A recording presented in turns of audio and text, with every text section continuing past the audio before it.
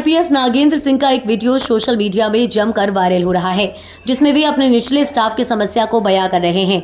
Nagendra Singh 2014 batch के IPS अफसर हैं। उनकी पत्नी वहां हनी सिंह भी 2014 बैच की आईपीएस अफसर हैं। वाहिनी सिंह अभी जिले में पदस्थ हैं। नागेंद्र सिंह ने बालाघाट में एसपी रहते हुए नक्सलियों के खिलाफ कई मेजर ऑपरेशन किए हैं। आपको बता दें कि जिसकी स्वयं मुख्यमंत्री तक ने प्रशंसा की है। इसके पूर्व श्योपुर और भिंड जिले में एसपी रह चुके हैं। अपनी बेबाकी के लिए वो अक्सर जाने जाते हैं और साफ हुई उनके स्टाइल है। अधीनस्थ कर्मचारियों से उनका व्यवहार बहुत अच्छा रहता है और बालाघाट में जो सफलताएं मिली हैं, मुख्य योगदान निचले स्टाफ का है। उन्होंने एक मैच के दौरान निचले स्तर के पुलिस कर्मियों की व्यथा को बताकर कर्मचारियों का दिल जीत लिया। पर मैंने देखा पुलिस के अंदर वो चीज़ नहीं करनी होती, मतलब एक अलग चीज़ करनी होती। कारण मैं आपको बताता हूँ। आज जब एक थाने पे एक सिपाही रहता है, सुबह उसकी ड्यूटी के कोई घंटे फिक्स नहीं होते। जो फरियादी आता है वो उससे बहस करता है, झगड़ा करता है। कभी कोई पत्रकार चिपक जाता है उसके, कभी कोई भी मतलब जनप्रतिनिधि अपने आप को बड़ा जनप्रतिनिधि साबित करने के लिए सबसे आसान टारगेट आरक्षक होता है।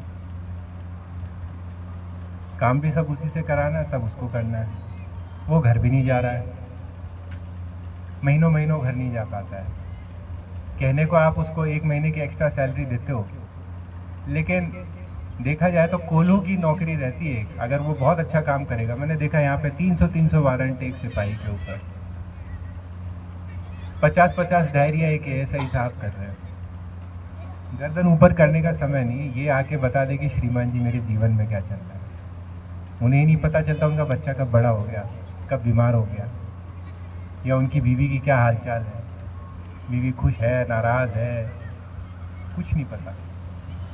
और उसमें हम एज अ सीनियर ऑफिसर उसे परेशान कर दें, या उसको डांट दे, डपटते रहे, या उसको एक मेंटल स्ट्रेस देते रहे, तो वैसे ही नरक है यार उसका। कम से कम आपके पास आए तो आप तो उसको प्यार से पुचकार के, सहला के उसके दर्द को समझो, उसकी मदद करो। यही तो आपकी लीडरशिप है। अगर आप कभी अधिकारी के रोल में आते हैं तो ये सबक आप याद रखिए। जिस दिन आप ये सीख गए, चीज़ें अपने आप आसान लगने लगेंगी। कोई कठिनाई बड़ी मुश्किल नहीं होती, कोई परिस्थिति ऐसी नहीं होती जिसका हल नहीं निकाल सकते। और आखिर में ले देके सबको पुलिस ही याद आती है। ये फैक्ट है। पहले आप कितना ही कुछ भी कह दो, एक कलेक्टर का ओहदा है, उसके बाद में प्रशासन को अगर कहीं किसी को अपनी छवि दिखानी है, जो भी दिखानी है, तहसीलदार को भी अपना रौब अगर दिखाना है, तो उसको सामने जो 4 वर्दी में रौब में सिपाही चलते अपनी मूँछों पे ताव देते हुए, अपनी कैप को साइड में करके डंडा फटकार के, चलो हटो साइड में, साहब आ रहे हैं। वो जो 4 लोग तुम्हें साहब बनाते हैं, उसी से प्रशासन का रौब चलता है। इसलिए इन परिस्थितियों में, नक्सल वाले क्षेत्र में, जहाँ पे आपको नहीं पता कब आपके साथ में कौन सी घटना हो सकती है, आप अपनी जान हथेली पे डालते हैं। शिव कुमार शर्मा सबको याद है, जब शिव कुमार को गोली लगी थी, दिल बैठ गया था एक बार तो। पर यहाँ मैं मानता हूँ कनकी वाले हनुमान जी को मैंने याद किया था, और पूरी हेल्प मिली। उसमें भी मृणाल पूरे टाइम लगा रहा, सीएम हाउस से बात करनी, दिल्ली बात करनी, गुड़गांव बात करनी। यहाँ पे आपको चीज़ें दिखती नहीं है यहाँ पे, लेकिन ये पूरे टाइम लगा रहा। ये सारी चीज़ें, ये चीज़ें मेरी मेमोरी में रहती है कि उसकी जान बचा सके हम लोग, उसको सेव कर पाए थे। ये इम्पोर्टेंट है। बाकी सब चीज़ें ठीक है, चलती रहेंगी। आप कभी शराब पी के उत्पात करोगे, कभी नहीं करोगे, थोड़ा बहुत डांट लेंगे, सीख जाओगे। पर ये जो आपका ऊपर वाला माला है, वो उसमें स्ट्रेस नहीं होनी चाहिए।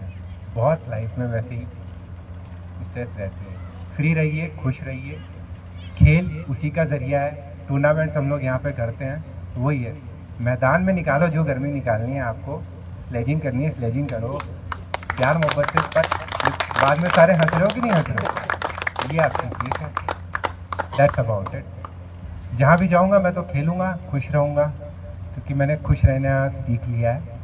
पोस्टिंग्स चलती रहती हैं, अब बहुत लंबी नौकरी है, मिलना रहेगा। और मेरी कमाई, ये जितने लोग यहाँ पे खड़े हैं, यही मेरी कमाई है। और ये कुनबा बढ़ता जाएगा, मुझे पता है। ये कभी ख़त्म नहीं होगा, ये साथ कभी ख़त्म नहीं होगा। मैं जहाँ भी रहूँगा, जिस कैपेसिटी में जो मेरी लीगली मैं कर सकता हूँ, मैं आपके लिए हमेशा करूँगा। उसके आगे तो मैं कर नहीं सकता।